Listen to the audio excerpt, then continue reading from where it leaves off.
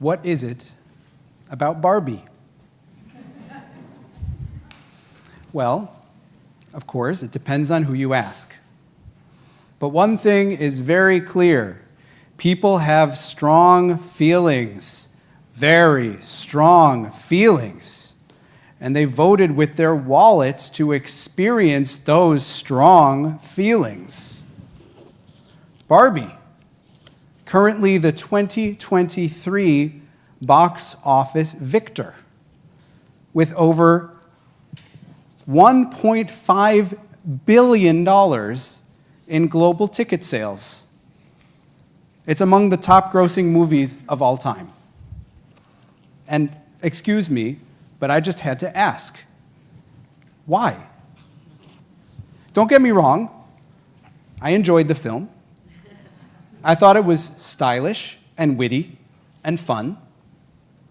I can certainly understand the strong draw of nostalgia and brand loyalty. I loved the actors. I loved the aesthetic. I loved Kate McKinnon.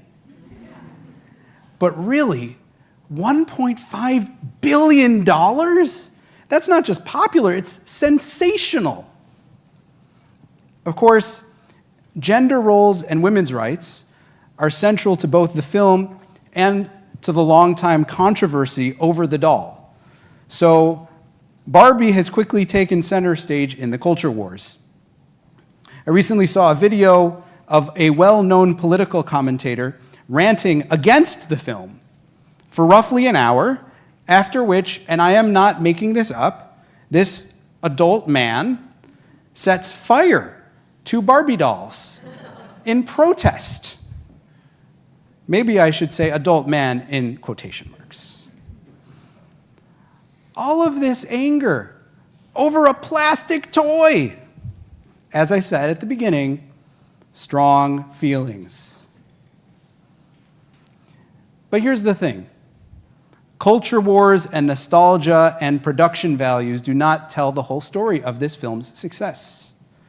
After all, there have been Barbie movies, I learned when I looked it up, almost every year since 2001. Sometimes more than one in a single year. Many of the other films out there, non-Barbie movies, explore the themes of gender and women's rights, but never one quite like this at just this time. Greta Gerwig's movie is about Barbie dolls, but it's not really for kids. It's about the experience of women in our society, but it's not just about gender. It's about all of that, sure, but it's also so much deeper than that. When it comes down to it, Barbie is an existential meditation of a film. It's about life, death, and the reality outside of the eponymous Barbie girl in the Barbie world. As such, I believe it is a perfect entry point this evening into the themes of the high holidays, as it deals with themes like free will and the inevitability of change, death and life, and finding new ways to cope and grow. So, tonight, as the high holidays begin, I'd like to explain why I think Barbie, the movie, can help us to better understand the Jewish spiritual journey. Now, there is a sentence I never thought I would write. Tonight and again tomorrow, I'll attempt to draw parallels between the themes of the high holidays and the challenges we experience in our world. And tonight, I'll try especially hard to do it without spoilers in case you haven't seen the movie yet. Although I'm guessing most of you have. Just a show of hands. Who's seen it? Wow. All right. All right, let's go to the beginning. The movie, it opens in Barbie Land, a place that reminds me of the satirical 90s song about Barbie. Remember that one? I'm a Barbie girl in a Barbie world. Life is plastic. It's fantastic. Right? Really catchy. Barbie Land is a beach paradise in which all of the Barbies are lawyers and doctors and astronauts, and the Kens play volleyball all day competing for their affections. Each morning, the main Barbie, played by Margot Robbie, gets ready by pretending to wake up from a restful night of sleep, pantomiming eating food which is fake, and drinking juice, which is fake, and by taking a fake shower with no water and no soap. After all, when you're Barbie, you don't have any bodily needs. You're made of plastic. In Barbie land, every day is perfect for the beach. And every night there's a fabulous, remember? What happens at night?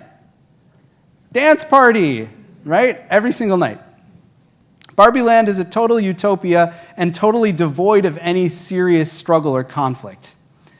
Devoid, that is, until one night on the dance floor when Barbie suddenly has a thought. And in the middle of a fabulous dance routine, which is, by the way, one of the best parts of the movie, in my opinion, love that dance routine, she muses aloud, "You guys ever think about dying?" Cue the record scratch. The music instantly cuts out. The dancers freeze. Everybody stares at Barbie agape. In paradise, such a thought simply does not compute. Now, Barbie's existential awakening sets the plot in motion, spurring her to travel to our world, to the real world, in search of answers. Ultimately, she must decide whether she wants to return to the comforts of Barbie land or to remain right here in the real world with all its inequity, suffering, self-doubt, the looming awareness of aging and death. Whether Barbie can resolve this crisis of choice is pivotal to the resolution of the movie. Why does a movie about Barbie have such a serious existential crisis in it? I think this is one of its main keys to success as a movie, because Barbie's crisis is universally relatable. Confronting mortality is universally relatable because it is the singular human challenge that we all share. Gesundheit. Her awakening is a metaphor for growing up, for facing the truth about life and death. These themes also suffuse our days of awe, of course. Rosh HaShanah and Yom Kippur are a lot like life and death. On Rosh Hashanah, we say, Hayom Harat Olam in our prayer book. Today, the world is new. The world is born. It's the beginning of the month, the beginning of the year. It's the birthday of the world.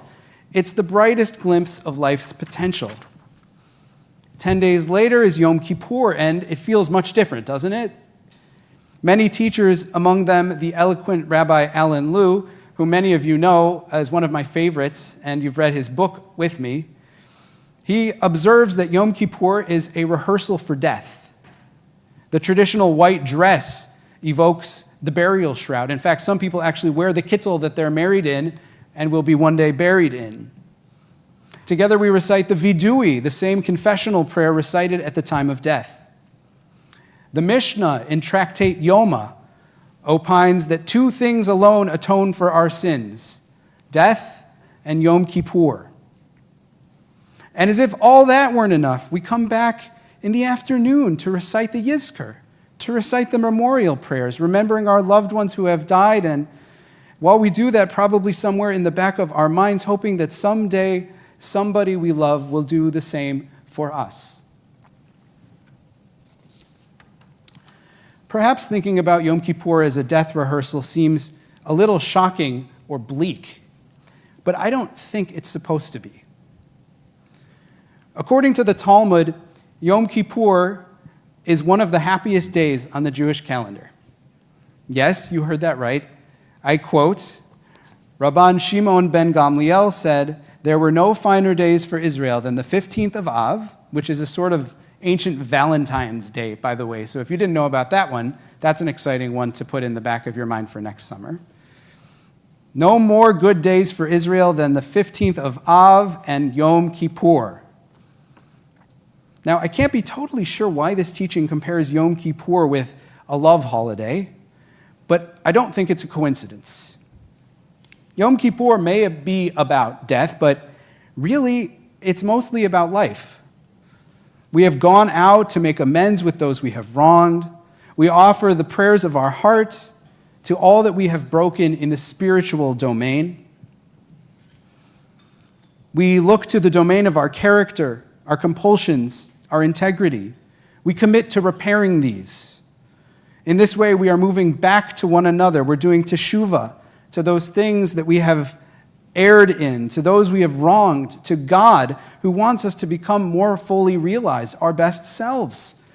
So the prophet Ezekiel reminds us, it is not God's desire that the wicked shall die, no, but that they shall turn from their ways. Shuvu, shuvu, turn from your ways and live. Shuvu, again, Hebrew roots, due to shuva, turn back, start a new chapter, come back to life, come back to your most fully realized self. Millennia of Jewish tradition points to Yom Kippur as the day in which we are drawn to the selves we were created to be. Perhaps that's why we have the shofar, right? That most primal, most stirring spiritual alarm clock. It's there for us throughout the month of Elul, and then on Rosh HaShanah, it wakes us up. In fact, I wouldn't be surprised if Barbie, who might be Jewish, by the way, although that is a different sermon that I'm looking forward to giving at a different time.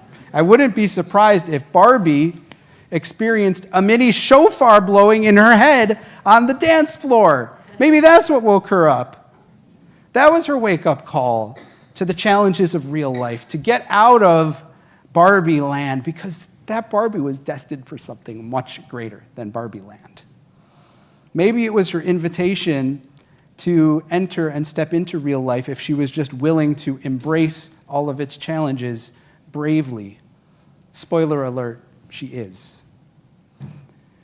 So, when you hear the Unatana Tokef tomorrow, maybe you'll start thinking about it in a new way.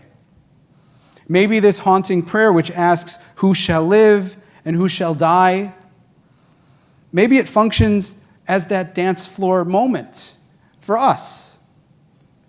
An awareness of death fills us with the humility that our time in this world is finite, that there is work to do, repairs to pursue, life to live more fully, more joyfully, with fewer regrets, with fewer what-ifs.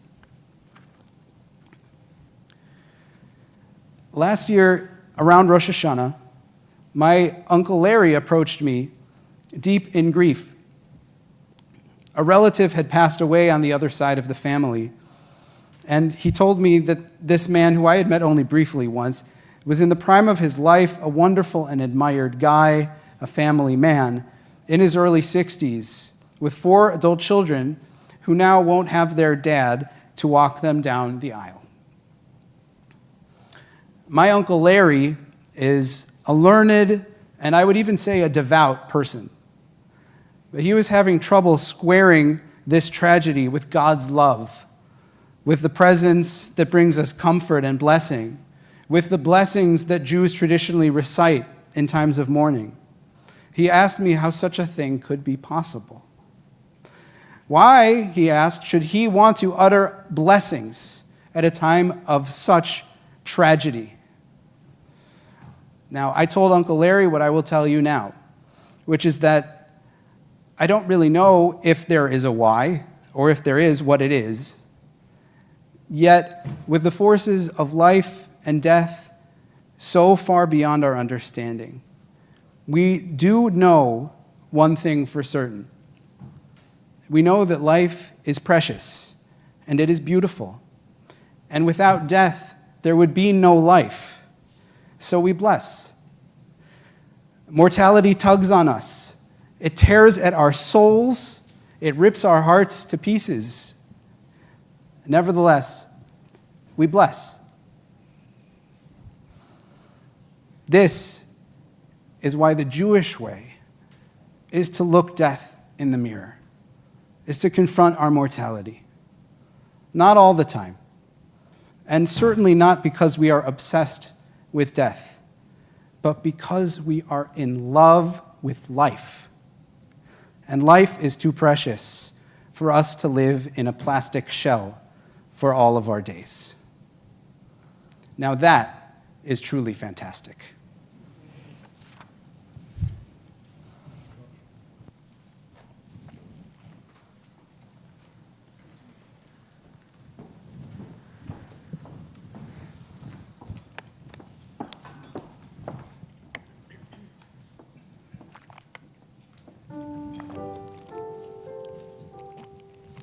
Shalom.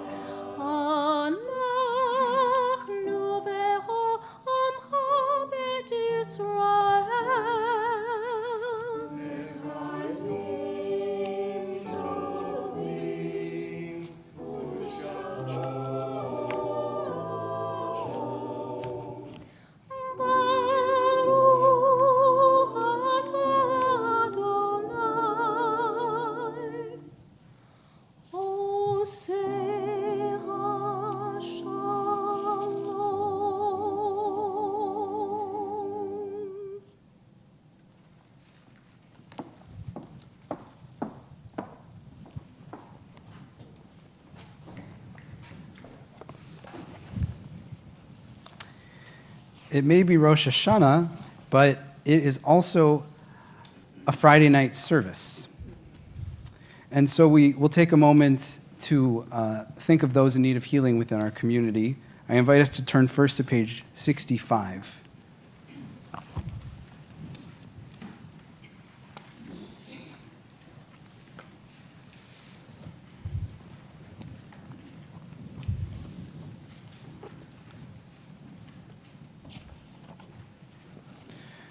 After a long illness, I was permitted for the first time to step outdoors. And as I crossed the threshold, sunlight greeted me. So long as I live, I shall never forget that moment. And everywhere in the firmament above me, in the great vault between earth and sky, on the pavements, the buildings, the golden glow of sunlight. It touched me too with friendship, with warmth, with blessing. And I remembered how often I had been indifferent to the sunlight, how often preoccupied with petty and sometimes mean concerns. I had disregarded it. And I said to myself, how precious is the sunlight, but alas, how careless of it we are. Source of blessings, may we open our eyes to the radiance around us. May we open our hearts with gratitude and our souls with appreciation.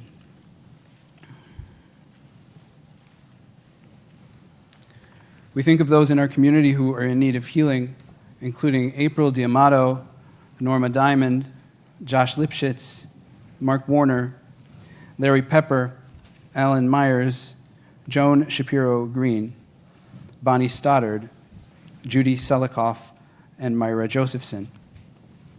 We think too of our loved ones, Connie Ambrosino, John Bain, Mickey Bart, Jay Fliss, Michelle Rusinko, Zeke Pereira, Joanne Crisulo, Mark Ostreicher, Sydney Scher, Matthew Pincus, Bart Young, Soraya Casey, John Van Steenbergen, Paul Frisman, Bruce Petroff, Tim Maurer, Elaine Gurman, Ben Peck, Marion Macon, Martha and Mark Potter, Jarvis Crumbine, Lou Antolioli, Laura Francos, Ira Weiss, Mark Warner, Deanna Rosenberg-Garabo, Steve Siafa, Drew Garabo. We hold them together with all of our loved ones who are in need of healing of body or mind or spirit as together we share our community's warmth and blessing. Page 245, please join together in the Misha Berach prayer.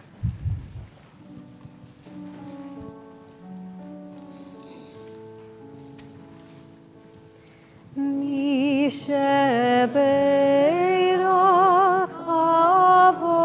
Avotenu Mekor HaBracha Leimotenu. May the source of strength, who blessed the ones before us, help us find the courage to make our lives a blessing, and let us say Amen. Misha Berach Imotenu Mekor HaBracha Lavotenu. Bless those in need of healing with refuah shelema, the renewal of body, the renewal of spirit, and let us say Amen.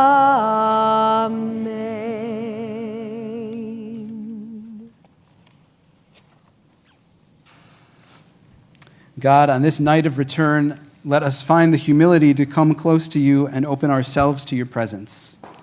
For you are absent only when we fail to make room for you in our hearts, distant only when we turn away from you. Now, as others have done before us, let us overcome doubt and speak these words of affirmation. We call you Avinu, as loving parent, forgiving our wrongs and failings. Accept us in our human frailty. We call you Malkeinu, as sovereign of our souls. Help us to rise from our brokenness to build a world of shalom. To this vision, we offer ourselves anew. You might notice that we're missing some of the most famous words of the high holidays on this Shabbat. There is a custom actually not to recite the Avinu Malkeinu prayer on Shabbat. Why? Because our prayers are modified every Shabbat such that the entire middle two-thirds of the Amidah is elided because it's us petitioning God for our needs. And if we get the day off, then God does too. At least that's how the rabbis understand it. So we don't reach out and say, Avinu Malkeinu, give us this, give us that, help us to have a good new year. We wait a minute to say that, and then we'll say it at our service on Sunday. But it doesn't mean that we can't sing the melody.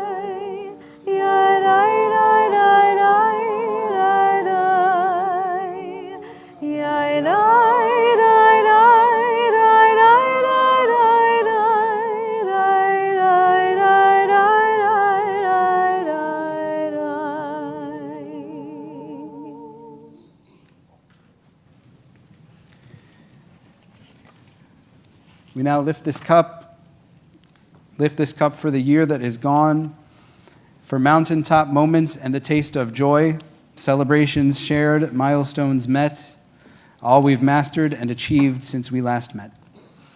For wedding rings, tears, and kisses under the chuppah. For new babies, first words, and first steps. For the children who bless our homes and bring life to our community. For the B'nai Mitzvah and the confirmands.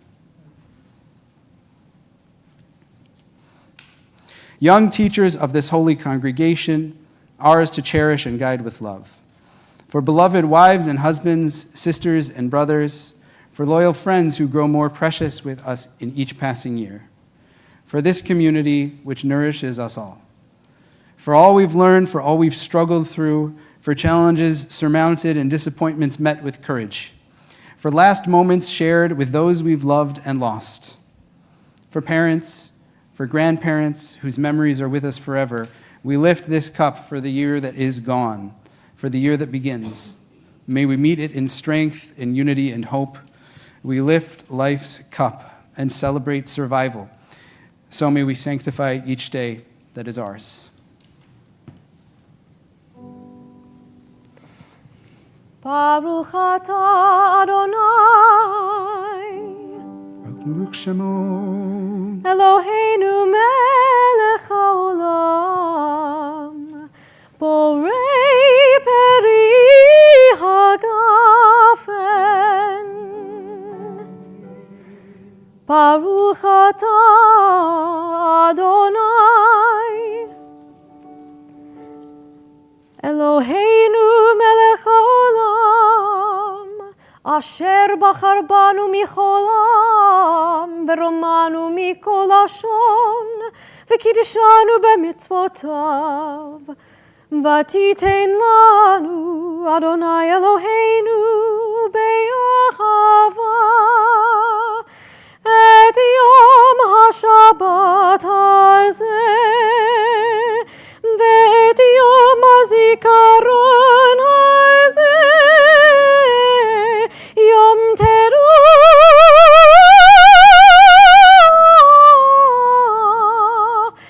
mikra kodesh, zecher litziat Mitzrayim,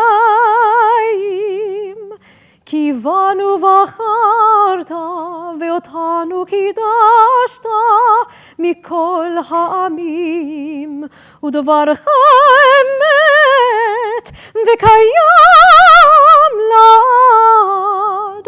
Baruch atah Adonai,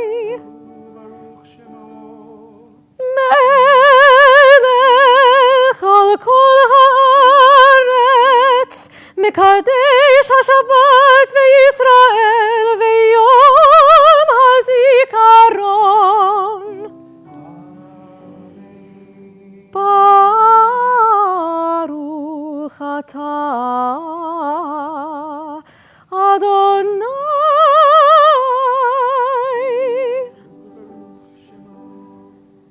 Eloheinu melech haolam, shechechianu v'kigamanu v'higiyanu lazman hazeh.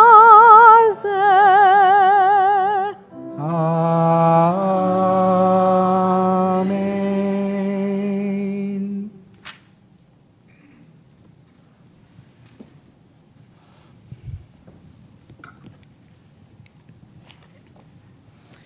As we approach the conclusion of our service, I'll invite us to please rise if it's comfortable to do so.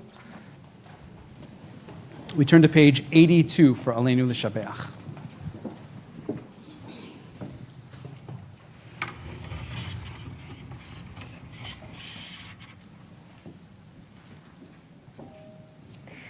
Aleinu leshabeach ladon hakol, לתת גדולה ויוצא בראשית, שלא עשנו כגויי הארצות, ולא שמנו כמשפחות האדמה, שלא שם חלקנו חכם, וגורלנו ככל המונם. ואנחנו קוראים ומשתחווים ומודים לפני מלך מלכי המלכים, הקדוש ברוך הוא.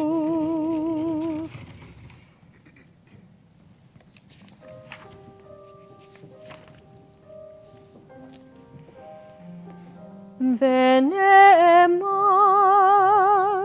וחיה אדוני למלך על כל הארץ, ביום ההוא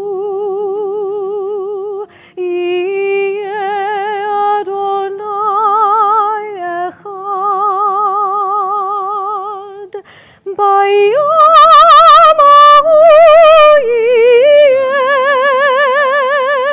אדוני אחד ושמו אחד. ביום ההוא יהיה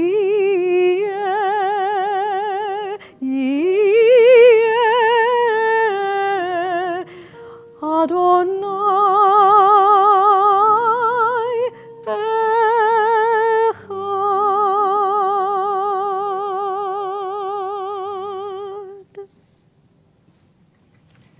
Please be seated.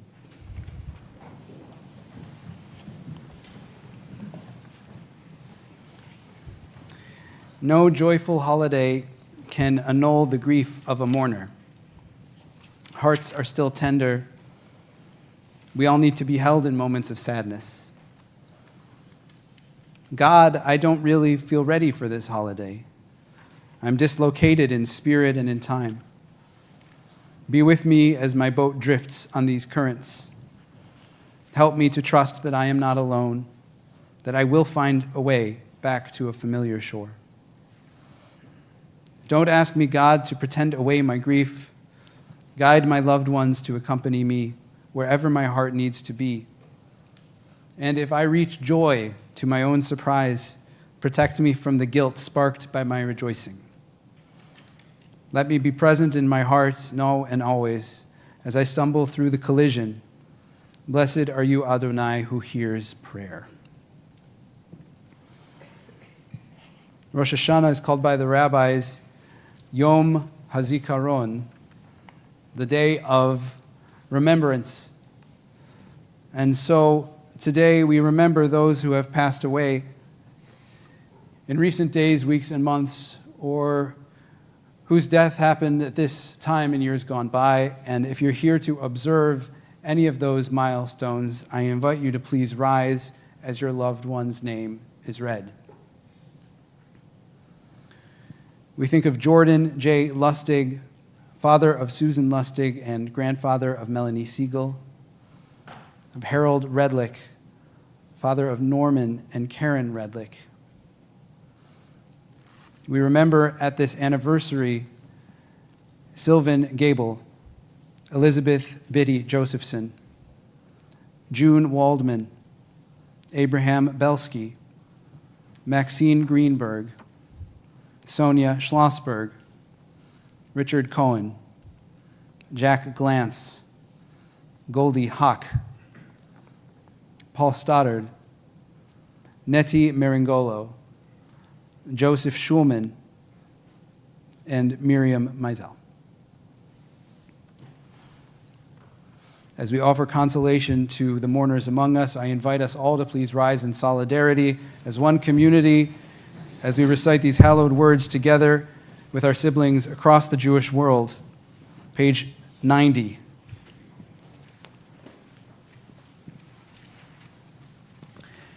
Yitkadal v'yitkadash shemei rabbah, be'alma divrach yiru'utei v'yamlich malchutei, b'chayechon u'v'yomechon u'v'chayei d'chol beit Yisrael, ba'agala u'v'izman kariv v'imru, Amen.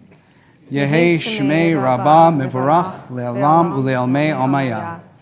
Yitbarach v'yishtabach v'yitpa'ar v'yitromam v'yitnaseh v'yithadar v'yit'aleh v'yithalal shemei dekudesha b'richu le'ela ule'ela mikol birchata v'shirata tush b'chata v'nechamata da'amiran be'alma v'imru. Amen. Yehi shalama rabba min shemaya v'chaim aleinu ve'al kol Yisrael v'imru. Amen. Oseh shalom bimromav, hu ya'aseh shalom, aleinu ve'al kol Yisrael, ve'al kol yoshvei tevel v'imru. Amen. May the source of peace bless those who mourn, comfort the bereaved. As together we say, Amen.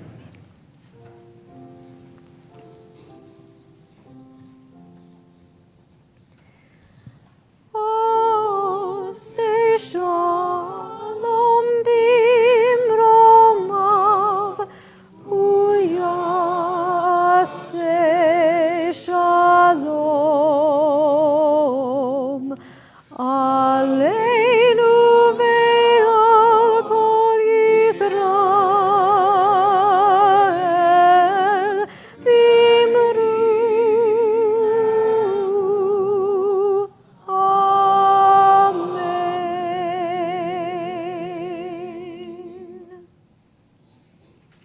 Please have a seat.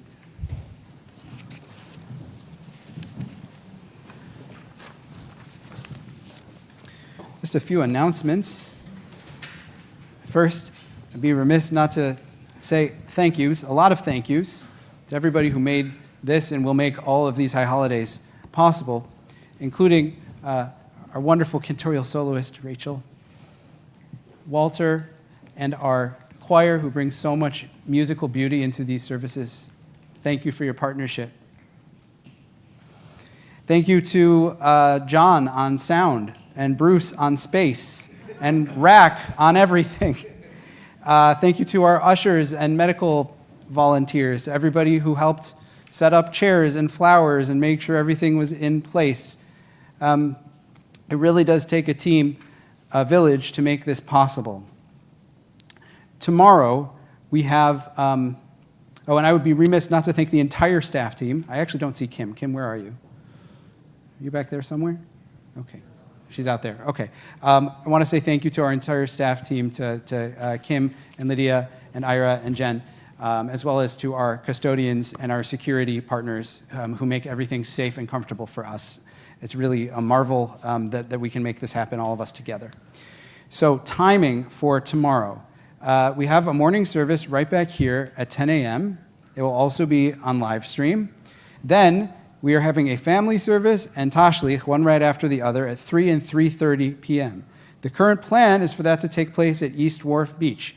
I know that it's supposed to be kind of windy tomorrow, but the latest forecast I saw is that it's supposed to be gusty, but also nice and pretty. So hopefully we can put on our windbreakers and bundle up a little bit and enjoy the beautiful day down at the water, because tashlich requires that. That said, if for some reason the weather becomes unbearable, we'll send out an announcement to everybody. We'll figure out something creative to do here for both services. So just keep an eye if the weather is really dicey tomorrow.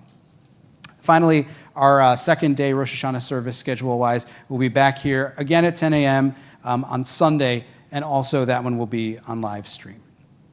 I saw those food drive bags outside, and I know Lizzie wouldn't let me get away with not mentioning it, so please take one of those bags home. Please fill them up with things that you would really want to eat and really want to give according to the directions on the bag, and please return it to us on Yom Kippur, and thank you for your generosity to help those who are in need. Also, Yom Kippur-wise, this is the first year we're having the traditional TBT break fast again after several years. So please do sign up for that if you plan to join us at the end of Yom Kippur, so we know to have the right amount of food for everybody. Okay, a few other announcements. Our Chesed group is getting up and running, helping people benefit from connection in times of need. So if you are somebody who is interested in helping out, even on an occasional basis, to visit a congregant who is ill or homebound, or help provide a meal or a ride, or things like that, just let Amy Lee or Leslie Hyman know more, and we'll connect you so that you can be part of that effort. On October 22nd, our Kulanu group, together with the ADL, is hosting an interactive workshop about confronting anti-Semitism. Attendance is going to be limited to 50 adults, first come, first serve. Please call the office to sign up. And have you ever wanted to know what Jewish skiing looks like? How about using our brand new kitchen to cook yummy Jewish foods together?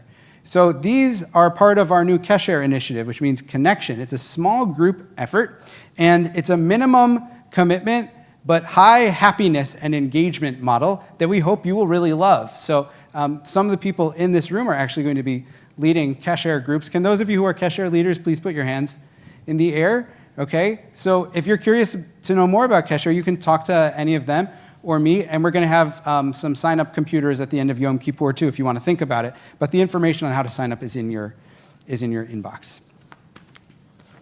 I think that's all I've got for today, and I think it's time for our closing song, which, if I'm not mistaken, is Adon Olam. Adon Olam is on page 298. It is both an oldie and a goodie. Please join in.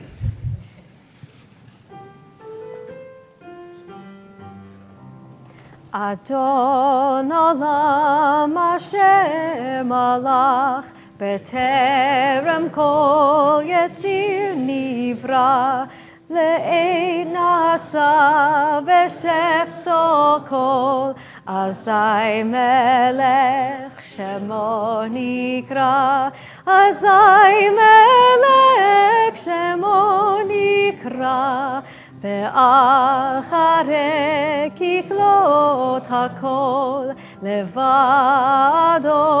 ימלוך נורא והוא היה והוא הווה והוא יהיה בתפארה והוא יהיה בתפארה בידו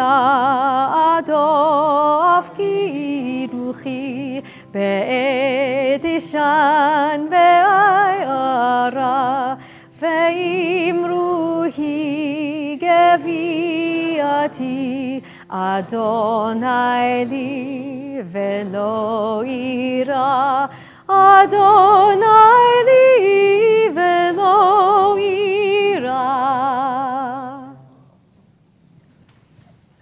Rabbi Bachya Ibn Pekuda taught, days are like scrolls, write on them what you want to be remembered. Tonight we reopen these books, and we reopen the grand book that our tradition speaks of, the book of memory. The moon is obscured from our view, the year is new. There is no way to move but forward. There is no story to tell but the one that we wish to be remembered. May blessings overflow for us, for our families, for our TBT family, for our world. L'shana tova tekatevu, may you and your family be inscribed for a good year in 5784. Shana tova. Shana tova. Hey, nice work. Thank you. Rosh HaShanah, 1/3 done.